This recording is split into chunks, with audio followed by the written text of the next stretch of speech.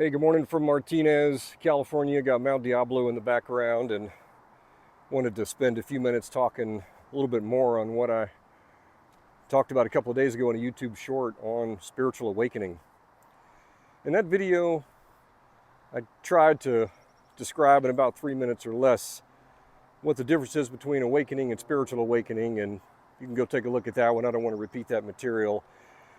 But I kind of got to the end of that little 3 minute short and didn't really like that it was only 3 minutes and I couldn't expand on it much more. So it's been stirring in me the last couple of days, and I wanted to do that this morning and talk a little bit more about spiritual awakening and the whats and whys and whens and wheres and hows and things like that. I've got some notes that I jotted down, and so hopefully I can make this walk with you while I read my notes and not trip around. But first thing I want you to know about spiritual awakening, and all of this, of course, comes from my own personal experience. I've been a spirituality teacher the last 10 years or so, and prior to that, I was kind of a leader in institutional formal religion, the evangelical Christianity type, and I left that back in 2014. And since then, I've kind of been on my own path, which is why I guess my channel is called Rob the Spiritual Nomad. Been on my own journey, doing my own thing, because really that's all I have. I can read books and do workshops and listen to teachers and all of this all day long. There's some amazing people and great books and workshops and retreats and seminars and conferences. Oh my God, there's so much stuff. And there's amazing people. But in the end, the spiritual path is about me. It's about what I'm learning about myself. Because everything that I do in this world is connected to me. Connected to how I look at the world, how I frame it up, how I think about it, how I feel about it. Some people can say, oh, that seems kind of selfish. I'm like, well, I don't really know that it can be any other way, to be honest, because it's my eyes and ears and brain and nose and mouth and everything kind of processing and interacting with the world. So it's really about me. My world is about me. I don't want that to be pejorative, right? It doesn't mean that I'm a selfish asshole who doesn't care about other people. No, I spend my time in my life being with other people and serving other people. But in the end, I can only do all of that in relation to myself and what I know about myself. So spirituality for me is a personal journey about learning about myself, which means spiritual awakening for me is about awakening to who I am, awakening to my connection to something bigger than me, outside of me. Some people call it God, divine, whatever, the universe, source, or love. Everybody's got a name for it. But for me, I just call it the universe. And as I relate to that, spiritual awakening happens to me because I'm looking for it to happen. Maybe that's the first thing to note about spirit. I've given you a couple of first things now, but these aren't even in my notes. I haven't even gotten to my notes yet, but it just happens if you're looking for it. So I would say, there's a dog over there telling me I shouldn't be out here, even though this is a nice trail for everybody to hike. First thing I think in my notes here about spiritual awakening is there's never really just one spiritual awakening. Spiritual awakening happens really in a series of spiritual awakenings. However, one spiritual awakening can definitely create more spiritual awakenings. And really only if you pay attention to it, though. Once you have one, your mind and your heart and your soul wake up, something wakes you up, and you realize something significant is going on inside of me. And something significant is going on inside of me with relationship to how I connect to the outside world and connect to others. So you start paying attention to it. And what happens is one spiritual awakening can then lead to another spiritual awakening. But again, only if you pay attention to it and lean into it. That's the thing about spiritual awakenings. God, the universe, source, or whatever is getting your attention with something. And if we don't pay attention to it and be aware of it and lean into it, it can kind of just die on the vine. It can kind of become a miscarried spiritual awakening. I've had a lot of those in my life for sure. But when spiritual awakening starts happening, or a series of spiritual awakenings happens, I've found in my own personal life that they're quite iterative. And what I mean is they can happen with some frequency when you're leaning into it, when you're trying to be aware of what's going on. When you lean into it and you learn from it and you start integrating what you've learned into your life, I call that living wisdom. I'm actually changing the way that I live because of some things that I've learned and observed. I've also noticed about spiritual awakenings that there's a rhythm to it. And what I mean by that is I've noticed over my lifetime that these awakenings happen at a time in my life when something significant's going on. There's a different season of life that's happening. I'll talk more about that in just a minute. But because there's a rhythm to spiritual awakening, then you pay closer attention to it in those seasons when you know things are going to be shifting in your life. Just like nature has shifts, fall and winter and spring and summer. We're right in the middle of spring turning into summer. Everything's slowly shifting from green, beautiful green we had, into some brown, which is kind of why they call this place, the Golden Hills. But learning to work with these seasons of life, I'm noticing more and more at 54 years old, is the most valuable thing about spiritual awakening. If I see something happening, a change coming ahead, a rather predictable thing in my life, then I can know at that point that there's probably going to be some divine things happening in my life that I need to pay attention to. Spiritual awakening, I found in my life, also happens in a variety of ways. One of the most basic and fundamental ways that spiritual awakening happens for me is just awareness. I wrote down in my notes this morning, and even more basic than awareness is when I am aware of what and how I am feeling and thinking. Here's what I mean. I'm house sitting for some friends in the church. And this beautiful, amazing couple recently got married and expecting a baby on the way. And I've gotten to know him a good bit, just a beautiful couple and an amazing guy. And they invited me to house sit.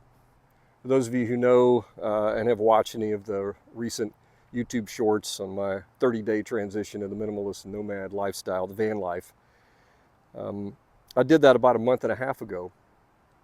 And it was interesting that I started noticing after about a month and a half, I was getting pretty damn frustrated with the cramped space.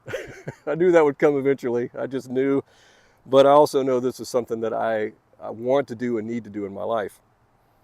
And I've been hitting my head on everything and then tripping on things. And it's just been so frustrating climbing into cramped places to get things done and make adjustments. And it's just frustrating not having the normal space. And I can feel myself getting weary and tired, of just the crampedness.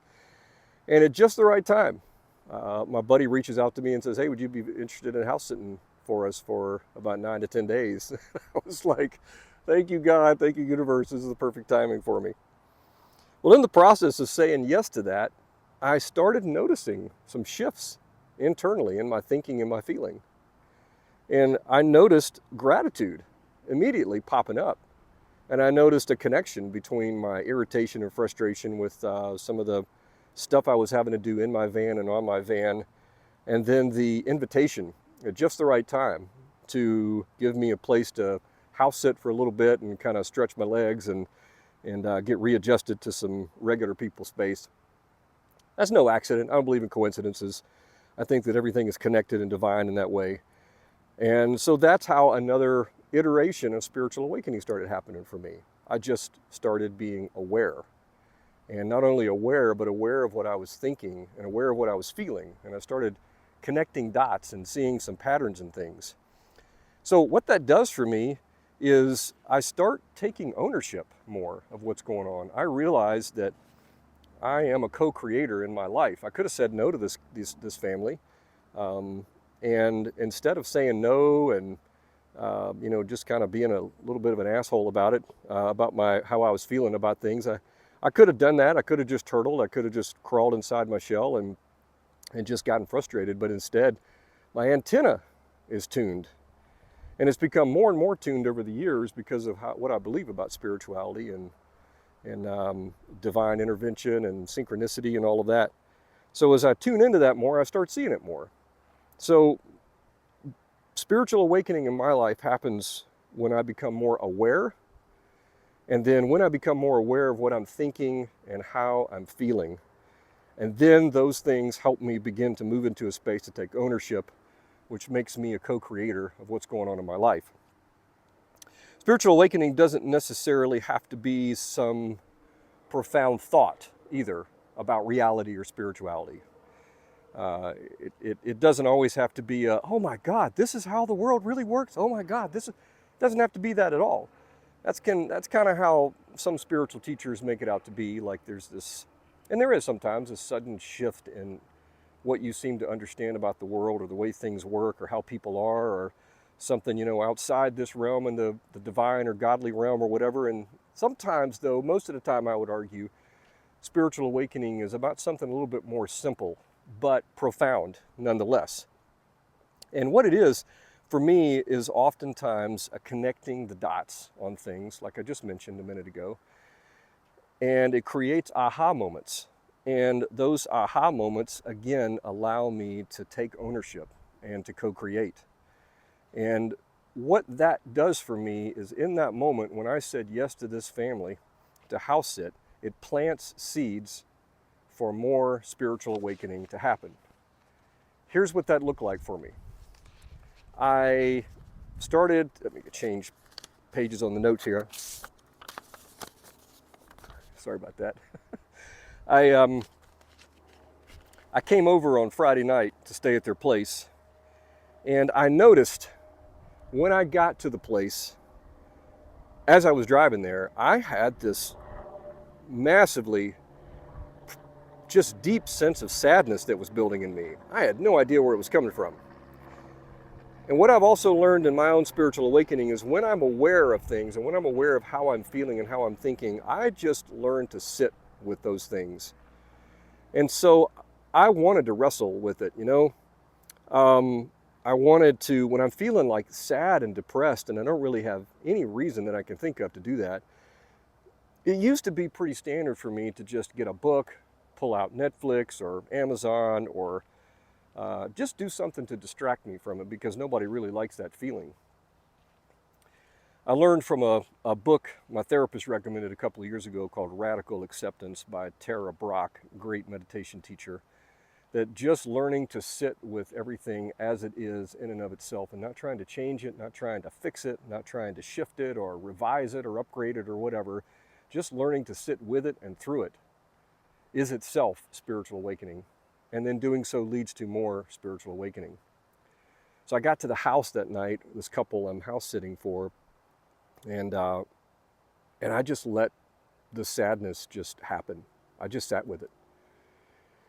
And man, the energy in the place is just beautiful. And I just heard the couch calling to me, hey Rob, come over here and sit down with me. I don't know, maybe they named their couch. I'm sure their couch has got some great energy in it. And I just sat there and I just cried. I just cried. I just let myself cry. And of course I'm crying and laughing at the same time, like, why the hell am I crying? What's so wrong? What am I so sad about? I don't know. And I just let myself cry. And then I felt better. I just felt better. You know how you feel better when you get done crying.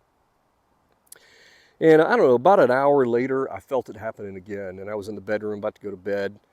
And I just heard it again. Just sit down on the end of the bed here and just feel and just sit with this. And so I did. And I cried again. No idea why. Sometimes emotions are so confusing, aren't they? Sometimes you can connect the dots on why you feel sad and depressed, and sometimes you can't. And I just didn't know. So after spending a couple of days with those emotions, because it happened again last night, I distracted myself last night. I gave in to the distraction and I went to see a movie. I went to see the new Marvel Thunderbolts movie. By the way, it's a great movie. I'm not sure if they timed it intentionally to release in first weekend in May, since May is Mental Health Awareness Month. But man, what a fantastic movie about mental health, by the way. So a good recommendation there about mental health and the importance of family and friends and teamwork and companionship. But So, it was a surprisingly good distraction, but nonetheless, I got back and felt the same thing. Just felt this sadness and this depression, and I don't know why. I just sat with it again and just cried again. just let it happen. So after feeling that Friday night and Saturday night, I just started taking some notes this morning, like, what am I observing? And this is how spiritual awakening works for me. I'm aware of what's happening. I'm aware there's a shift. I start being aware of what I'm thinking about and feeling, and I just sit with it. I don't try to fix it or anything. I just sit with it and observe it, and then I just take some notes. And so here's what I observed. Make sure I've got my notes in the right order here. Give me just a second. I noticed, first of all, that a static, standard living space just isn't for me right now. It's not for me right now in life. House sitting has been a reminder of that for me. Something about being in a house again, an apartment, stirred that up for me. And I noticed as I sat with the feelings that I was feeling old feelings of when I used to be in an apartment. For me, it's not for everybody, but for me, being in an apartment in a house really felt burdensome. It felt like all the stuff in my apartment was connected to my energy or had some of my energy and just constantly pulled my attention away. And I would say for me, that experience felt like constant distraction all the time. And that constant distraction produced a sense of heaviness for me. So as I'm house sitting, it's causing a spiritual awakening in me. I'm being aware, I'm noticing how I'm thinking and feeling, and then I'm noticing that I'm thinking and feeling energy that's connected to a previous lifestyle, and that's just not for me right now.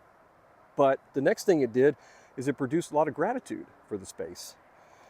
I mean, God knew I needed a break from the cramped lifestyle just a month and a half of the van. By the way, I wish I had bought a bigger wheelbase van, but I decided to set a budget for myself and I bought what I could afford, and I'm very grateful for what I've got. But I'm also grateful that the universe brought this opportunity about at just the right time. So the awakening brought in me, aroused or stimulated in me feelings of gratitude.